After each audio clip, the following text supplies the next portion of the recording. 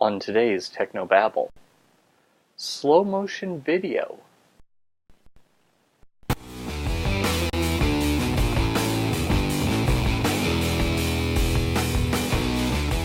This is Tech No Babble, your weekly source for church video and graphics news, perspectives, tips, and tricks. And now here's your host, Paul Clifford.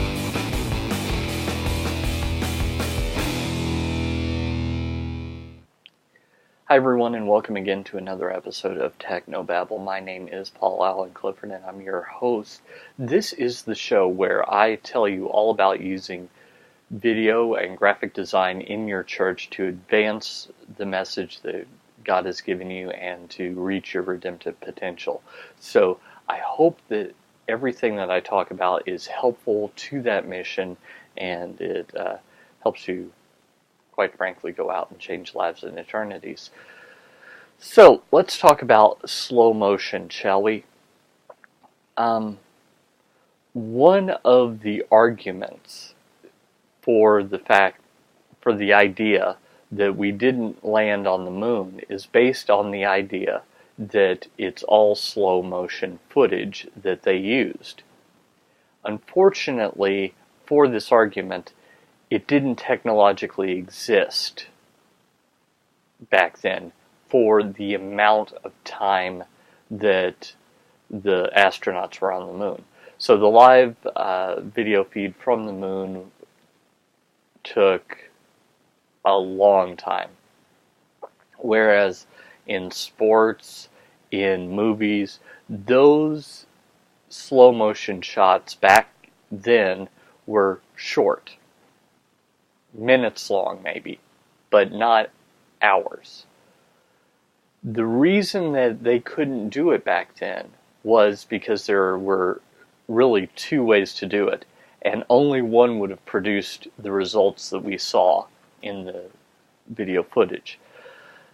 And that is shooting a lot more film per second than you normally do, and then showing it back at the normal frame rate.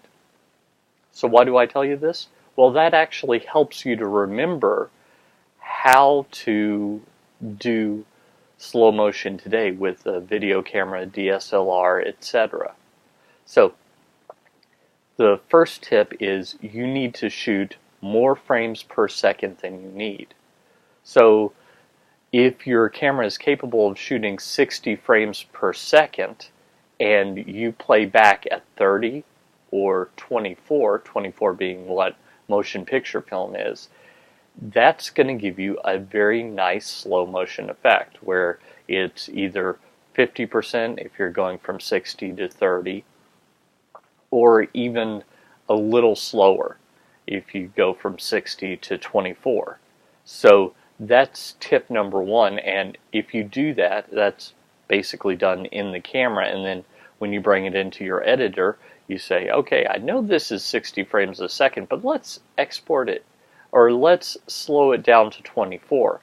Then you have a bunch of information. You're not like discarding information or anything like that. You have 60 frames worth of information, so for every second that you shoot, you have at 24 frames per second, you have a little more than 2 seconds of information. So that's a really great way to do this. Another tip that I have for you is to pay attention to your shutter speed. Now, in film, what would happen was they had a shutter which would cover over the film during the time between when it was exposed and when it moved to the next frame. Now, if we're shooting at 24 frames per second on film, you might think, well, that seems pretty fast. While it was pretty fast that you would throw 24 frames of movie film in a second, there was a difference between how much time you needed to expose the film for. So it was actually shorter than 1/24th of a second. And you didn't want the film to be moving while you were still exposing it, because then you would get a blurry image, right? So what you would do is you would open the shutter, the film would be stable for that fraction of a second, you'd close the shutter, and the film would advance, and the next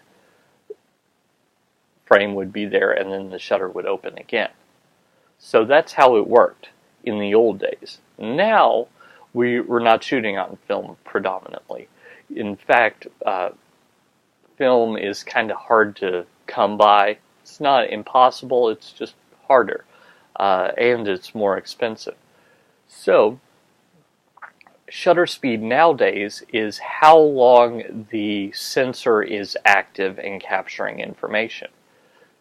The shorter the amount of time, the less light gets to the sensor, so it tends to be a darker image unless you compensate some other way. But also the crisper the image. When I was a kid, I noticed that there was a commercial on for a film camera, and they showed like kids playing and running around, and the pictures were not blurry. And I noticed that my mother's picture on the pictures that she took, when we got them back from the photo place, they were always blurry. So a friend was taking some pictures at the pool, and I knew, I guess I was just always meant to do video. I knew that the frame was blurry when my mother took the pictures, and I wanted to jump in midair and be frozen, kind of like I'd seen on this commercial. I knew it was possible. I just didn't quite understand how. So I asked her, this mother of my friend, does your camera have motion on it? Now what I meant was, can it freeze the motion as I'm doing things? But what she heard was it a motion picture camera? And of course it wasn't.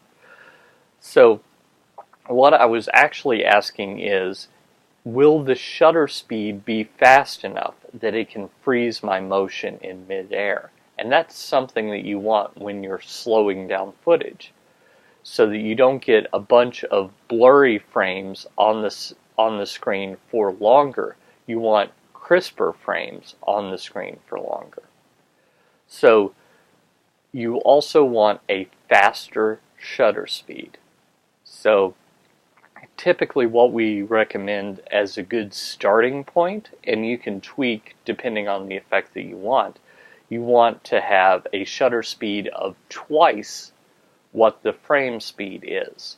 So if you're shooting 30 frames a second, which is, basically equivalent to shooting 30 still images, you would want a shutter speed of 1/60th of a second.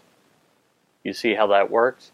So 1/60th is twice 1/30th, which is how long it takes to shoot a frame. That's a good starting point.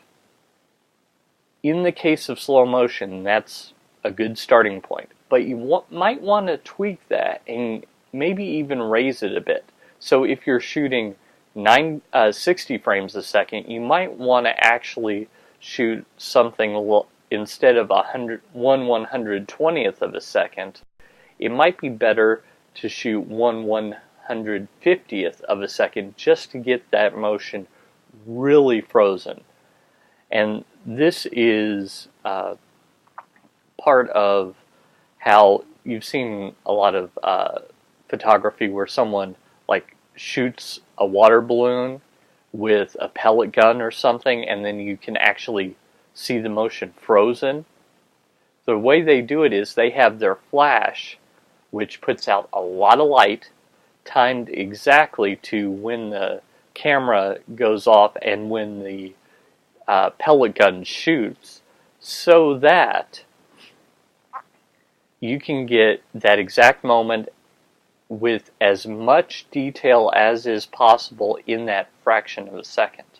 So that's what you want to, if at all possible, have more detail rather than less detail, as little motion blur as possible, because when you add this in, you're going to get one of the ways to make it even slower is to have the software do some work on it. And if it starts with a crisp frame and then it goes to another crisp frame, it can often morph between the two depending on the software that you have and give you a third crisp frame, so you can get even more detail. Now, it's not possible for you to shoot with a regular DSLR or regular video camera and get something that is particularly fast. So you might have seen, like on CSI, where they have like slow motion video of bullets traveling. You might think, well, I'll just use this trick for that. No, this won't work because you need to slow that down a lot more. Now, in order to do that, here's how you do it. You need to either rent, borrow, or buy, the last one being the most expensive way, but if you're going to do this a lot, then perhaps it makes sense, a slow motion camera. Now, this is a special camera that is designed with a particularly sensitive sensor, so it can shoot 1,000 frames a second, 5,000 frames a second. You're going to be looking in the thousands of frames per second in order to accomplish this with a bullet or something that's traveling particularly fast. So you can probably slow down normal footage if someone is riding a bicycle, if a child is jumping off the high dive and the high dive is 10 feet high or less. But if you're trying to slow down footage where it's something particularly fast, maybe someone jumping off a 60-foot or higher cliff. At first, they don't reach terminal velocity, but at a certain point, they're going to reach the fastest that they can go. And at that point, that may be too fast for a conventional camera. So there are actually a bunch of slow motion scenes that you can get on YouTube and stuff that are really fun to watch because you can see the slow detail of several things. There is another way of shooting slow motion video though, and this is a technique pioneered by The Matrix. And the idea of doing this is not to shoot video, but to shoot stills in rapid succession or at the same time. So the scene in The Matrix, you might notice that my company is named Trinity Digital Media. That's not because I'm a huge Matrix fan directly. My oldest daughter's name is Trinity, and she was named because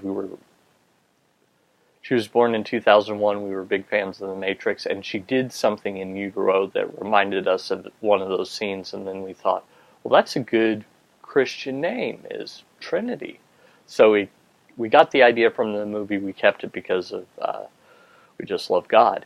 And so here's how they did it. They had a rig of several still cameras placed around the actor, and those still cameras all took a picture at the same time. Then they animated moving from one still camera to another. So if you know every single camera took this picture at the same time, then you can move from camera to camera and you can actually appear to freeze the action and look at it from different perspectives. This is called bullet time. you can also do that kind of in a rapid succession. This is actually the first way that slow motion was done. Is people were curious if a horse's hooves, all four, left the ground at the same time. Our eyes are too slow, our brains are too slow to process that information. So someone set up a bunch of cameras in a row, set them all to trigger at the same time or in rapid succession, and then sent a horse by them and triggered them all. That's another way to do it. You can set up a bunch of cameras. Maybe they're inexpensive digital cameras. Digital cameras are getting very inexpensive. And for 1080p, that is basically a couple of megapixels. So you can probably pick up used, if you could find a place that sells old electronics or factory seconds or something like that, where you can pick up 10 or 20 digital still cameras for, $10 or $20 each. It's possible that you could, for $100 or $200, pick up a bunch of still cameras, trigger them all either simultaneously or in rapid succession. If they've all got an external shutter release where it's just a contact closure, you can figure out how to do that with some electronics and just do that to do slow motion in this bullet time sort of way. So those are really your three ways of doing it: is shoot more frames per second than you need, and slow it down in software. Get a high motion or a high speed video camera that shoots thousands of frames per second. Shoot with several cameras very quickly or all at the same time if you want to freeze the motion and look at it from different perspectives. And I suppose the other is with software, but software is kind of like the first one. You just want to start off with the best footage that you can and then slow it down in software. So I hope that that is a way that you can really use this trick to add emotional impact to your videos. Now, you wouldn't necessarily shoot an entire video in slow motion, but you might, on occasion, shoot some